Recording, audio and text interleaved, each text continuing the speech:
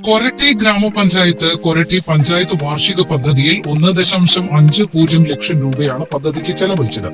കൊരട്ടി പഞ്ചായത്തിലെ മത്സ്യ കർഷകൻ ജോർജ് തെക്കിനിയത്ത്, ബേബി മുക്രാപ്പള്ളി, ബൈജു PC പുലിക്കൻ, ജിമ്മി കരേടൻ, വർഗീസ് പാറേക്കാടൻ എന്നിവർക്ക് 30,000 രൂപ ചെലവ് വരുന്ന ഫൈബർ വള്ളങ്ങൾ കൈമാറി.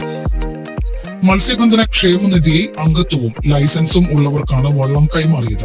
3 പേർക്ക് കയറി മത്സ്യബന്ധനം നടത്താവുന്ന വിധമാണ് വള്ളം രൂപകൽപ്പന ചെയ്തിട്ടുള്ളത്. കൈമാറ്റ ഉദ്ഘാടനം കൊരട്ടി പഞ്ചായത്ത് പ്രസിഡന്റ് PC ബിജു നിർവഹിച്ചു. കൊരട്ടി പഞ്ചായത്ത് വൈസ് പ്രസിഡന്റ് ഷൈനി ഷാജി അധ്യക്ഷത വഹിച്ചു.